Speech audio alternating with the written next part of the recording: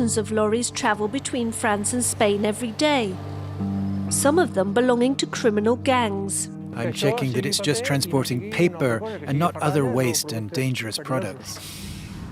Spanish police say 1 in 3 lorries carrying rubbish between the two countries is breaking the law. 200 kilometres from France, the region of Aragon is considered a hotspot for waste smuggling. Let's see if we get lucky.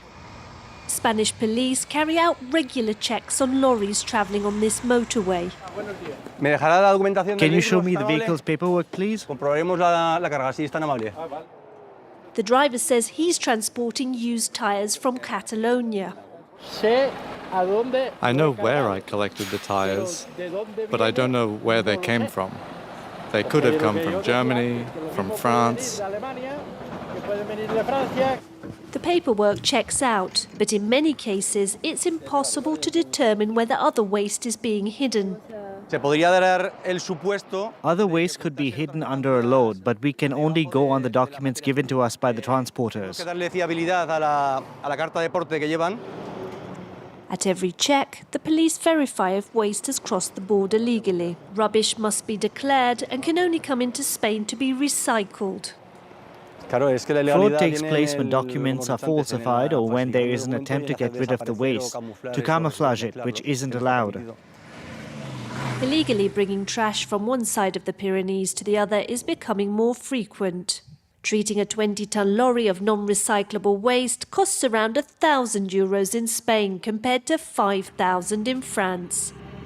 3 months ago, investigators dismantled a trafficking operation worth about €60 million.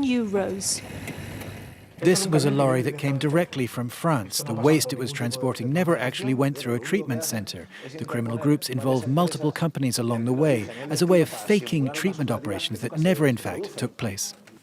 Investigators believe French and Spanish companies brought household refuse from southern France to Spain, pretending it was treated in France. There is systematic illegal smuggling of waste on a daily basis from southern France to northern Spain, with profits up to several million euros, operating over several countries. These are all the characteristics of organised crime. Some trafficked waste from France ends up at this enormous dump. They're in the middle of dumping it. This just keeps happening. José Antonio is an environmental campaigner. He says dumping has risen in the last few years. French rubbish buried here without any kind of checks. They bring waste here and we don't know what's in it and what type it is. So we don't know how it's polluting the soil and groundwater. With waste smuggling on the rise in Aragon, the region's parliament is becoming more aware of the problem. How are you? I see the plenary commission still hasn't finished. Some of the MPs say the region isn't taking the issue seriously. This is a question from MPs. Some say there's been too little action and a lack of transparency by the region. They think they haven't done enough to work with the authorities and the justice system. This Conservative defends the ruling majority's record and promises new measures. The